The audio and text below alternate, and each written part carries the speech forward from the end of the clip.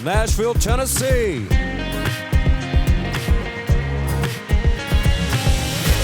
It's the Three.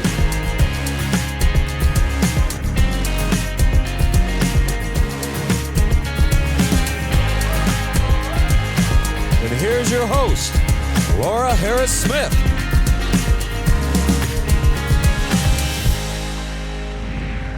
Hi everybody, I'm Laura Harris-Smith and welcome to The Three. If you saw our show last week, you know that I was joined by my good friend and author, but she is the online opinions editor at the Washington Times, and her name is Cheryl Chumley, and I want you to remember this name because she's written several books.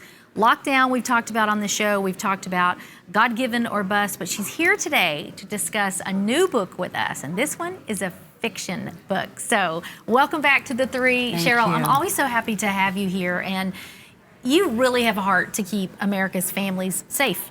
It's interesting to me because you, from the outside, I don't even know that goes anywhere on your business card, or on your resume, but maybe it's as a mom, maybe it's just as a believer in Jesus Christ. Like, you really are able to help us make the connection between our faith and our society. And so with all of that said, and we'll do a recap of all the books at the end, but I want to hear about the new book. It's called Chloe. Right. And I want to know first of all, what inspired you to make the leap from journalism, to all these teaching books you have on politics to fiction? So fiction really was what I feel like God wanted me to do way back when I was little. And, really? Yes, and I used to just write stories all the time. And then I got away from it, and then I got to the point where I didn't think I had an imagination anymore, and so. Yeah, sure. But I really believe that that's what God wanted me to do, and I wrote Chloe. It's book one of a series called Chloe's People, which is taken from the Bible as well, and it's basically stories about people with dark pasts who come to know Christ. Wow. And I wanted to write it because I think, by and large, the church doesn't do a terrific job of reaching people who have broken pasts, right?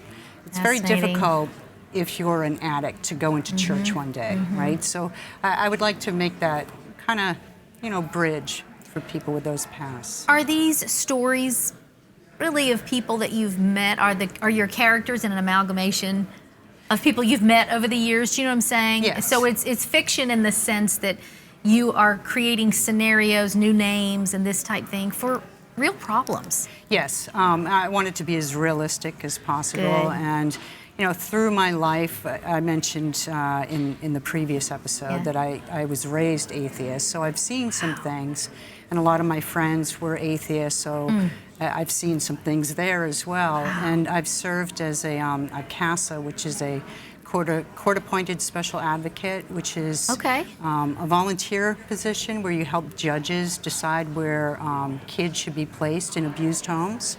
Oh, so, wow. You help kids who've been abused, and so I've seen some stuff there as well. My goodness. So it's sort of taking from all that and bringing it forward. I mean, so then you're right. We are pastors, and you're right. There are people who maybe are a little apprehensive. Maybe they have a colored past. I don't know who doesn't, but anyway, and they don't want to come into a church. We were driving down an interstate a few years ago, and I see this large vinyl banner. Large is an understatement. It took up about a quarter of this big brick church building. And it said, "Sinners welcome." And I was like, who in their right mind is going to want to go into a church like that? Hey, I'm your sinner, I really believe that John 4 and the way Jesus engaged with the woman at the well is such a beautiful picture of he just met her right where she was. He wasn't even supposed to be there that day. He was on his way to another city, stopped off for a drink of water, knowing where she was. And that's so much of life, We're on our way to the grocery store and we feel this nudge to stop off and sometimes it's to get gas or whatever it is. And there's an opportunity there. And that, in the sense, is the church going to the streets. And so I didn't know what Chloe was about. Can you tell us why the name Chloe and Tell us about the main character. I'm assuming that is she just like a heroine in the book, a main character, or Right. what? So there is a story with that as well. So Chloe's people in 1 Corinthians 1:11, there's a mention of Chloe. I see. And it's just a very short mention, but it's where believers would go. And I think it was Paul who talked about Chloe and Chloe's people. And I remember my pastor years and years ago sort of filling in the blanks on who Chloe was. And he thought that she was a woman who was brought to faith, and then she was wealthy, but she opened her home and started having like Bible studies. So book 1 is Chloe, the main character. The other books will all tie back to Chloe, making this sort of Chloe's people. So does Chloe have a colored past? Yes, it opens with that, and then then she gets saved, and then the next book will lead into somebody who ties back to Chloe and gets saved, and so forth. So I wonder if this is something that that we will be in generations future, should the Lord tarry, as my grandmother used to say, in generations to come, we will look back on these, like a Little House series book or whatever. Wow. These books, these series books, no, seriously, these series books are they're returning to their popularity. We have gotten into a technological age where people love visual content. Kids are just overrun with, I have one son who watches the daily amount of pixels his daughters and son are allowed to watch. And I think we're going to get to a place where parents are going to say, hey, here's a book series you need to read again. And so I had, to be honest with you, forgotten about Chloe in the Bible, but you're right. You're right. It's just a small mention. It's just a very small mention in there. Now, you work for the Washington Times, and so and we have discussed your political passion, all through the grid of how it affects the American family, and so that is always your reach, and your goal. But when we come back from the break, I want to find out, are there any political undertones or overtones in the book or anything like that? I'm not exactly sure how we could have Cheryl Chumley write something and it not have that as an undercurrent in there somewhere. So we'll be right back after the break, everybody. Stay close. Hi, I'm Dr. Laura Harris-Smith, author of the 30-Day Faith Detox, the Healthy Living Handbook, Get Well Soon, Give It to God and Go to Bed, and many more. As a Christian naturopathic doctor, I am deeply committed to helping people understand the interconnectedness between their physical, emotional, and spiritual health. Chronic illnesses can often be traced back to life seasons of deep emotional upset. We can't fool our bodies, they store trauma, and strife produces sicknesses. Well, that's the bad news, but the good news is that with positive changes in your body, mind, and spirit, you can take control of your life. And my online telehealth consultations can help. Through video conferencing, you stay home while we create a safe environment where you feel heard and get motivated to make lasting changes to your life. The other good news is that since we are a nonprofit set up for educational and ministerial purposes, the consultations are tax deductible and the consultation fees are up to you. We operate by donation only, and each service comes listed with a recommended donation. You can then choose payment options that are best for you. I also have a weekly television show called theTHREE that focuses on your body, mind, and spirit health. And I'm the creator of multiple health products, books, even patented essential oil blends to help with insomnia, migraine, depression, and much more. Find them right within our app, The Life Doc, by scanning the QR code on your screen, or at my website, thelifedoc.org. I have helped so many lead vibrant lives and even to come off of prescription medications for chronic illnesses under the supervision of their medical doctors. I won't seek to replace your medical doctor, but will put a big smile on his or her face when you show up the next time as a healthier version of yourself.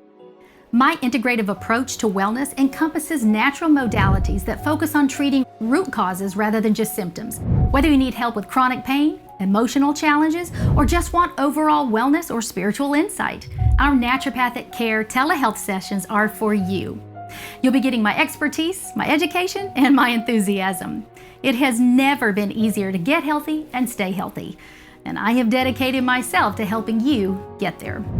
Reach me in one of three ways. Go to my website, thelifedoc.org, Scan the QR code on your screen and download my app, The Life Doc, to your smartphone, or call 1-844-4Dr. Laura. That's 1-844-473-5287. Go right now and schedule your free 10-minute discovery Zoom call with me. I'm Dr. Laura Harris-Smith, the Life Doc, asking you to reach out today and take back your life, body, mind, and spirit. Thanks.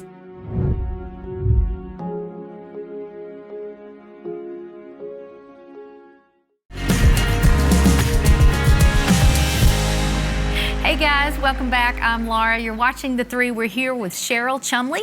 She is the online opinions editor from Washington Times. She's also a prolific author. She has pumped out 2 books that are going to be coming out of this next year. And if you didn't see the previous episode, please go and watch it because it talks all about the book that's going to be coming out first. It is a nonfiction book, and the title is again? God-Given or Bust. God-Given or Bust. Yes. But today we are discussing your book, Chloe. And it is a fiction piece, but it's an amalgamation of all of these different people who maybe would never darken the doors of a church, but you tell their stories of how they find their way to Christ. So my question to you before the break was, knowing that you are a person who's so passionate about politics through the framework of and how it affects each individual family in America, how do you fit that in to Chloe? I know somehow, some way, you make her a part of a larger story. I can't really think of any politics that I put in it, aside, unless you're Is it set in America, I'm saying? Is she a part of a nation that is, or is it just all about her home and her, you know, what happens and filters through her home? Yeah, it's about her and her home. It is, starts out when she's a little girl. She has a little divine intervention at spots in her life, like we all do, whether we realize it or not. So in the book, that sort of serves as the guide. But yeah, the politics, you wouldn't guess if I were conservative or liberal. But this confirms what I was saying about you all along. You have a the framework and everything you do is, this is coming to your house, this is coming to your household, get prepared, get alert. Chloe, you said that you grew up as an atheist. Yes. Can you tell us a little bit about that? Some of our viewers don't really think you grow up atheist. They just think nothing is discussed. Were you literally raised in a home that purported that encouraged that? Non-religion? Or explain that to us, unpack it. So I was raised by parents who believed the Bible was nothing but a book of stories, and that church was where you would go to meet nice people, but that was it. And they even sent me to church for a while, a Unitarian Universalist church, which was completely unbiblical. Yes. I think back on some of the things that we did in that church. And no, really, I only went there a short time. And then after that, I didn't have to go because they didn't go to church. And that's how I was raised. Why did they send you? I'm curious. Why? Because they thought it would be a nice place to meet nice people. It was just, to stay away from other parts of society or something. But, fascinating. Right. So that was pretty much my upbringing. So then your parents were not... I know some atheists who are not just atheists in their philosophical beliefs. They are anti-Christian, vocally hatred seems to just emanate from them when you discuss anything religion, and they're all science, and and I'm all God loves science. That whole clash. You didn't really grow up with that, though. It wasn't disrespectful. It wasn't hateful. Okay. It's gotten even more atheist and anti-religion even now. Okay. My parents were both. My dad was a physicist who taught physics. My mom, biologist, taught biology. So they were very scientific background, which I agree with you. God and science, they go together. But they sure do. A lot of scientists don't see that. And nowadays, when I talk about religion, it puts a wall up, so I don't with them. Sure. So they've gotten a little bit more closed as the years go by. And I think that is typical. I mean, we all have friends who say that. If you don't have a friend who you've had that God versus science argument with. You have a Facebook friend that has happened with. And so I was just curious what you meant by that, and then how, if you can take it back to the book, how do you show Chloe, this main character in the book, coming out of unbelief into a life with Christ after her accident? Through struggle and hard times, because that's what happens to a lot of people. That's often what it takes, right? That's You right. get to the bottom and you just have nowhere else to turn. Yeah. And in desperation, you call out, and then God starts moving mountains for you. Do you feel like the book, and you mentioned it would probably be a series, do you already have all of these characters in your mind? Like, are you daily introducing Chloe to new people? So my second one is half written. It's called Hector, and it's about a kid who is brought across from the border by the cartels, and so that's how that one opens. As a matter of fact, it opens with he and his friends carjacking Chloe and the pastor. Oh my word! So, oh my word! This is going to be a great movie. Somebody needs to pick this up as a movie series already. So then I can see that book having a few hidden little, I don't want to call them political agendas, but those are, again, everything I ever see you do. And I have had hundreds of show guests, and I don't know anybody else who's in the same exact package that does the same exact thing that you do. You bring politics to the kitchen table. And so you got somebody who's coming across the border, they're committing a crime. That is on the news. Well, that is very much political. Through no fault of his own. His parents were killed by the cartels. Okay. And he was brought across. Wow. Right. My goodness. Well, you've been here for 2 shows. We got 1 segment left with you. So when we come back from the break, I'm going to ask Cheryl some things that might surprise her. I may give her a clue during, but we're going to take it back around and just discuss some of the things that she's doing at the Times and in Washington, D.C. Be right back after the break.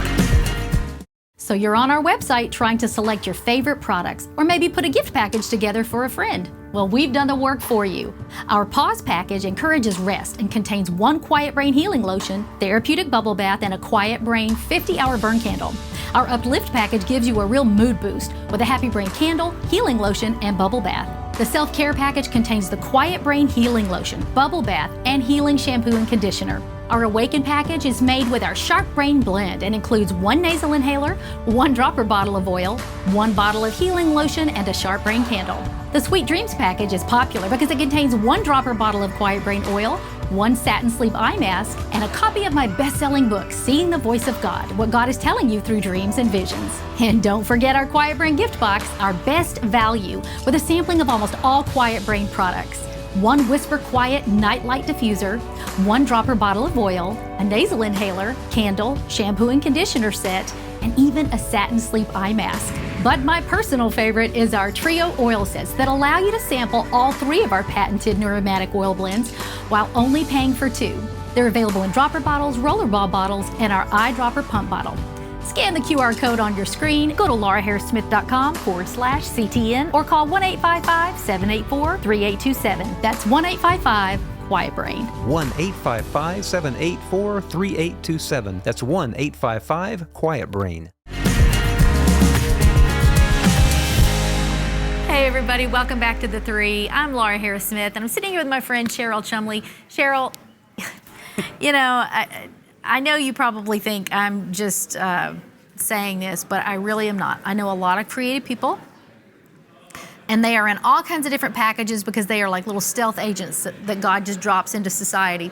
But you really break down all barriers in terms of, I know other people who are journalists, and they're not family people like you are. I know other people who are authors, but they don't write fiction and nonfiction.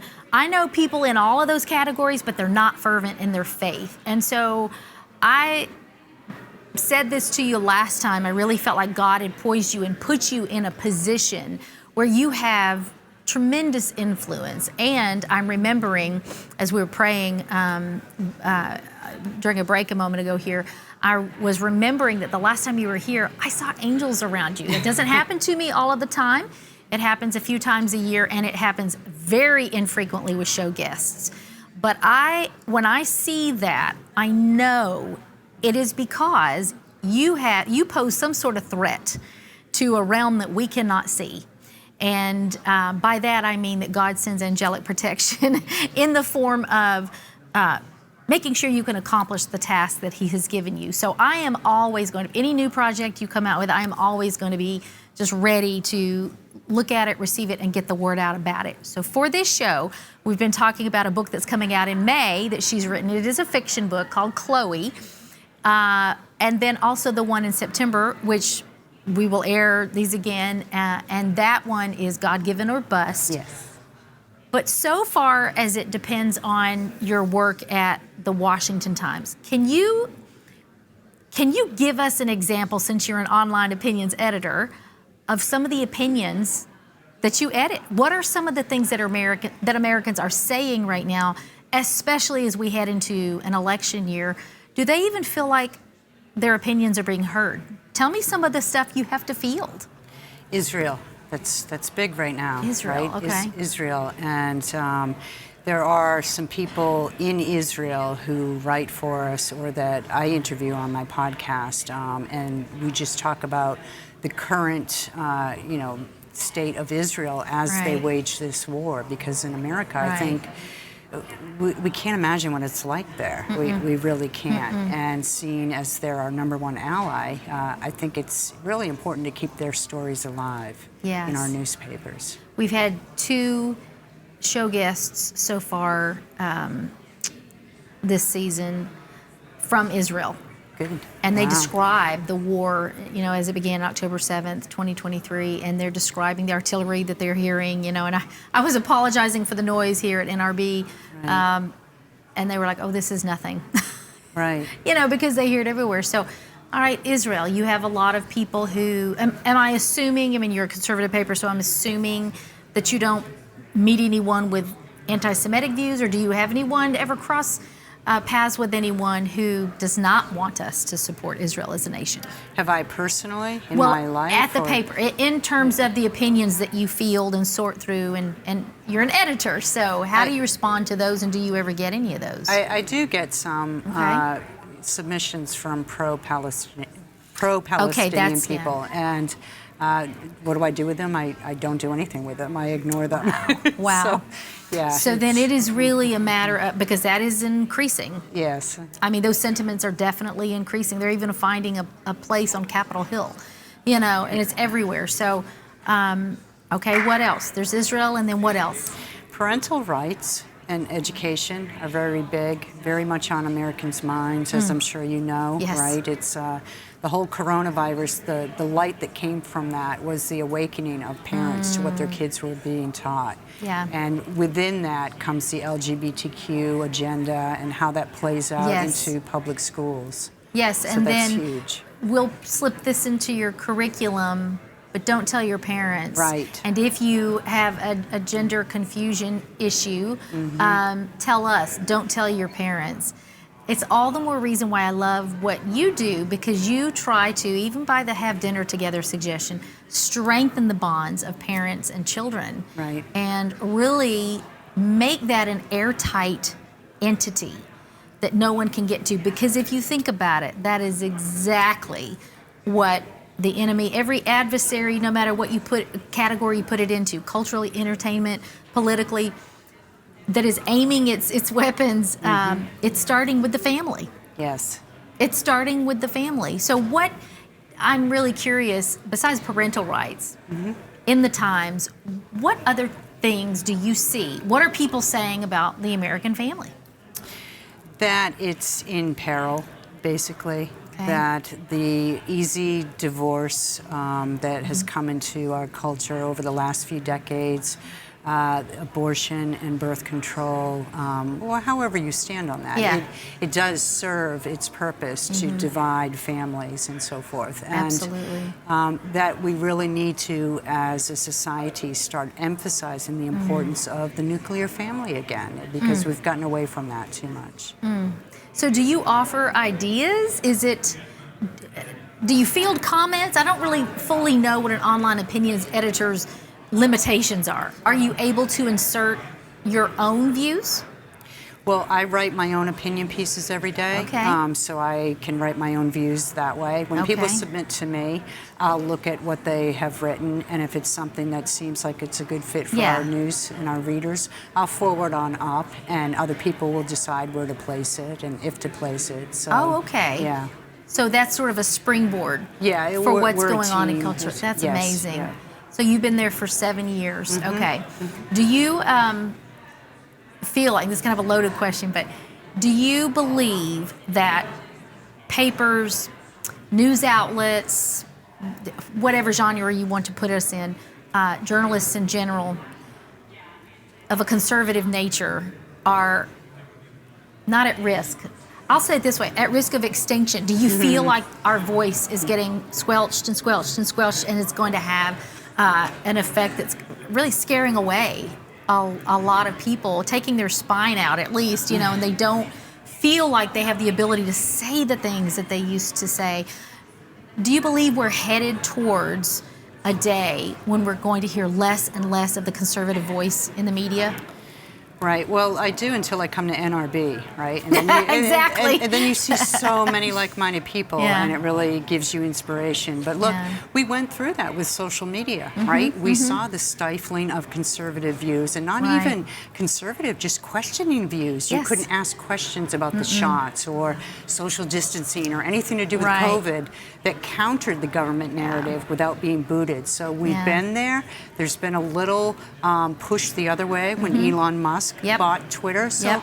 I see it being played out as the left will continue to try and stifle dissenting viewpoints, but you can never, you can never stop the truth. Yeah. You can never blot it out. And I agree with that. And I have heard many teachings, tried to offer some myself, on the link apocalyptically to the false prophet actually being the fake media, the fake news. Right.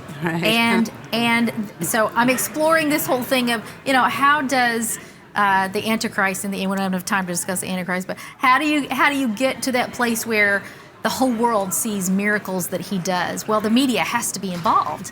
And so the reason I get excited at people who, like yourself, who are trying to be that conservative clarion voice, at the Washington Times, God bless the Times, what they're trying to do, is because I do see that even though we're doing amazing things in the Christian community and at conventions like this, the world, the pre-believers out there who are getting news that it's just not in a conservative nature, of a Christian nature.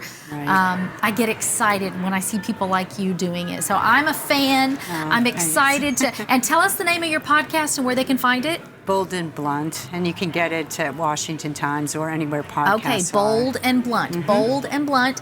Yep. And then give us a website so that they can go and find all your books. So CherylChumley.com or CherylChumley.substack.com. Okay, So, yeah. CherylChumley.com. That's CHUMLEY. You can see the address on your screen.